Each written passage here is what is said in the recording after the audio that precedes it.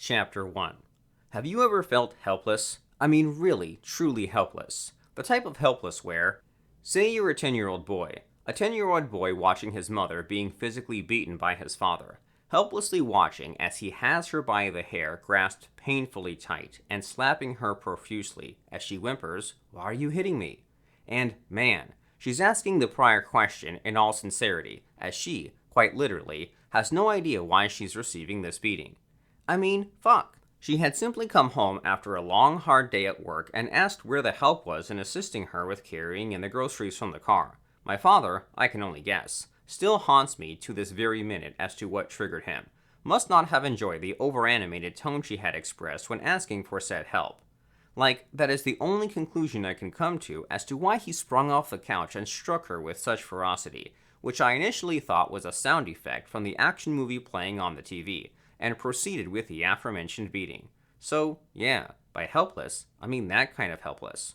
I ask this question as I, once more, feel this kind of helpless, completely powerless to do anything about the situation I find myself in. Now, before you start thinking rude of me as I've yet to introduce myself, I'm certain this is forgivable, considering I am currently strapped tight and fully secured to a chair. The chair's nothing fancy, if you are wondering. It is one of your basic, cheap faux wooden ones that feels like it could topple over at any moment. Like, if I was some kind of secret agent, which I wasn't, I'd probably be able to cause the chair to topple over and break into pieces to use to my advantage. Anyhow, you forgive me, yeah? Did I mention I've also been badly beaten? Those plagued, haunting thoughts rupturing through my mind, and let us not forget the piece de resistance, a Beretta. Yup, an actual fucking pistol shoved into my mouth and deep into the back of my throat. A fucking Beretta. I'm deep-throating the fucking thing like I was one of those porno girls I often love to watch. And man, the taste of that thing is so gross. Metallic, punched up with what I can only guess is a smoky oil undertone, and all mixed in with my salty tears, sweat, snot, gag, and fucking absinthe. If I'd known I'd be having a pistol shoved deep into my mouth, I would have chosen a better tasting beverage than the absinthe I had chugged away. So take note of my wise words here. Be sure you don't pound away absinthe. Not unless, of course, you're fully certain that you're not going to end up with a pistol lodged deep into your throat. I'd also recommend that you don't upshot a line of cocaine either. My jitters have died down, though we can add that cocaine dripping sensation into the taste mix. Anyway, are you now wondering as to why I am currently strapped to this cheap faux chair, badly beaten, and let's not forget the pistol in my mouth? A pistol being held by a sizable brute, and someone I'd class as a pretty suave degenerate. I mean, look, he is wearing an Armaducci watch after all. Those things retail for $25,000 as a base price, according to the brute, so I'd say pretty suave indeed. Fuck Jackson. Oh, right, sorry, Jackson is my name. Fuck Jackson. You've gotten yourself into a circumstance here, and it has all got to do, supposedly, with a man named Jimmy. Fucking Jimmy and the Armaducci duffel jam-packed full of cocaine I had on possession with me. And look, before you ask, I don't even know who this Jimmy cat is. Well, not personally, I mean. Like, I'm kind of piecing from the scarce information that Jimmy was the guy I witnessed get shot and killed, falling into Arcadia River and swept away into nothingness. I'm actually hoping that these scumbags holding me captive right now will further enlighten me with what is going on. However, nothing of the sort just yet. They much prefer to use my head as a punching bag, no doubt getting their revenge back for the damage I had done to them a little earlier in the night. I also believe this sizable brute is slightly getting off every time he thrusts the pistol deeper into my throat, thus causing another gag. Yup, definitely getting off on it. That disturbing grin of his wouldn't be for anything else right now. Prick. Ah, finally, some fucking relief. This Armaducci watch-wearing brute has taken the Beretta out, and as you would in this situation, I instinctively tongue the inside of my mouth and make circles. Man, fuck.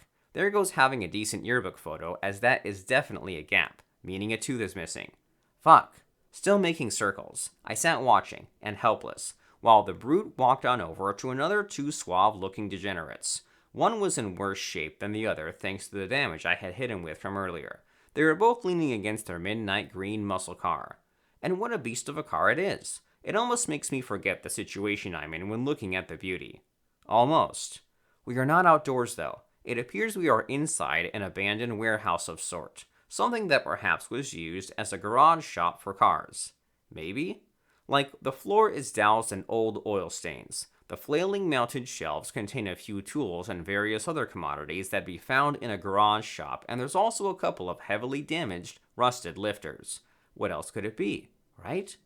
Okay, the three scumbags seem to be conferring with each other, so I might be able to quickly tell you about myself. As mentioned, my name is Jackson. I am a senior at Eden Hall Prep School, a few clicks into 18, and a wrestling prodigy that is currently undefeated for my 185-pound weight class. Talks of a plausible NCAA Division I scholarship are also in the works. That said, I'm also known as a somewhat delinquent. But hey, in no means am I a delinquent where you would expect to find me in this current type of situation, nor would the teachers that branded me as one would ever think so either.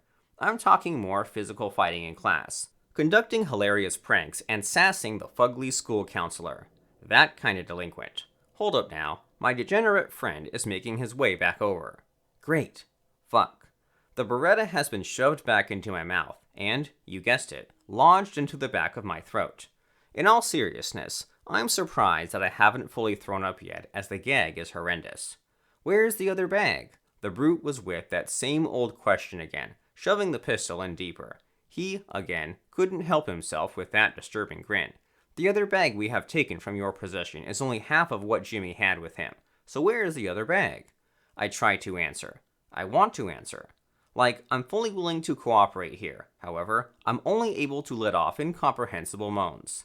I mean, man, what does this degenerate really expect when my mouth is fully enclosed around a pistol?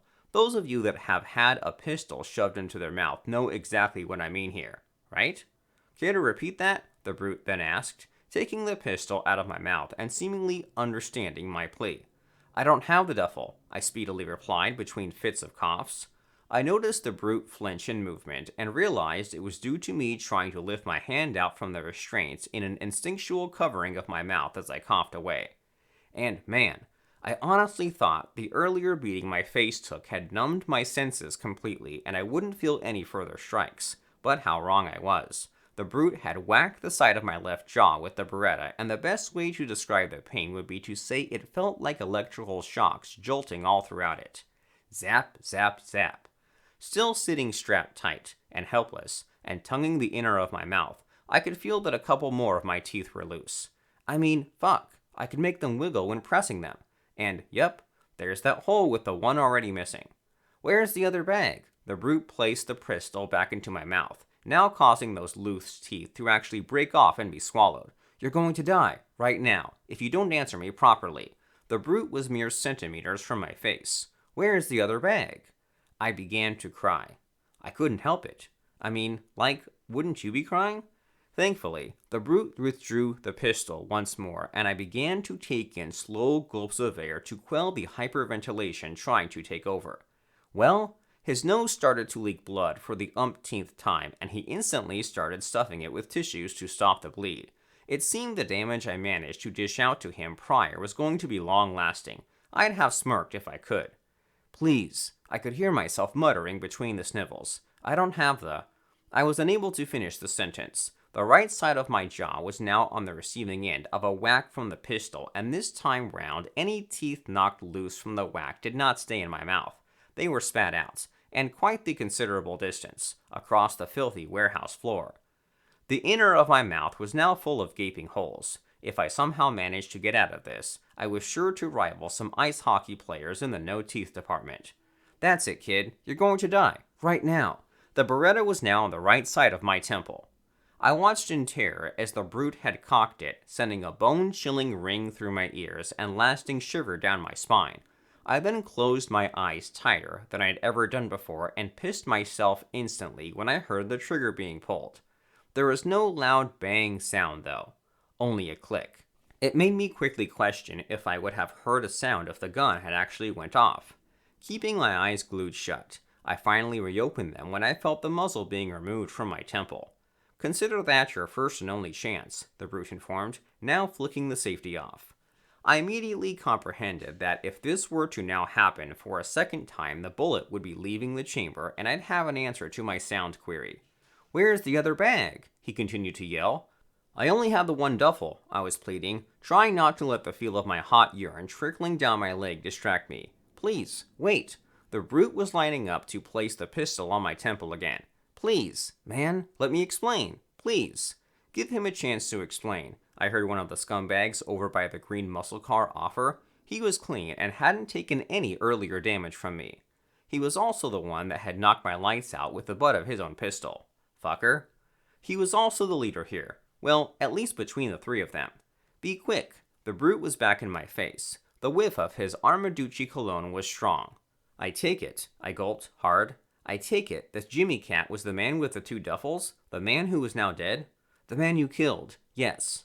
"No," I sniveled, feeling further tears roll down my cheeks. "I didn't kill him. I swear of it. I had nothing to do with his death, man. Please, you have to believe me here. Please."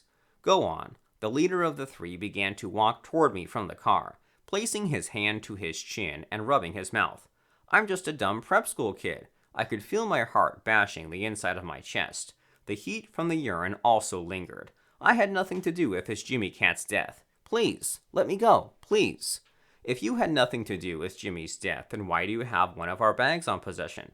The leader of the three spoke, while the brute placed the pistol back to my temple. "A bag with near $2 million in value, full of our 100% pure Colombian cocaine." What in the actual fuck? Did I just hear that correctly?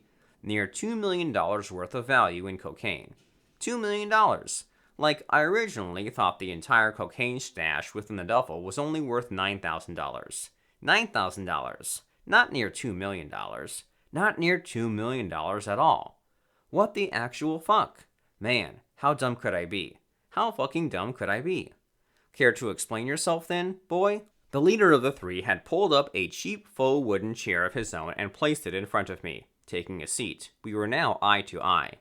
I tried to again take some calming gulps. However, it was to no prevail. The feeling of urine was also now turning cold. But man, you guys are probably wondering why I had one of their duffels on possession, right? A duffel that I had absolutely no fucking idea, up until now, was worth near $2 million. $2 million! Not $9,000. $2 million. Meaning, this wasn't some little escapade that I originally thought I could be pulling and getting away with. No, this was some serious fucking business.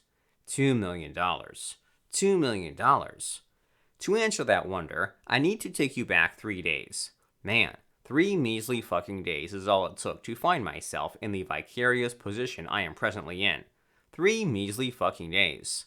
And I say 3 days as I am currently not sure what the time is, but I do believe it to be very early Sunday morning. So, to bring you up to speed as to why I am being held captive by these degenerates, taking us back to Thursday morning will be sufficient enough. And I will tell you it all in its entirety, leaving nothing out. I mean, fuck, I might be dead in the next few minutes.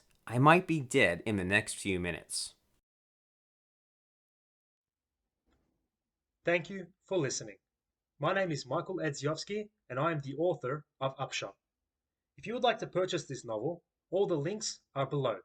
Or alternatively, visit www.mikecreative.com. Once again, thank you for listening.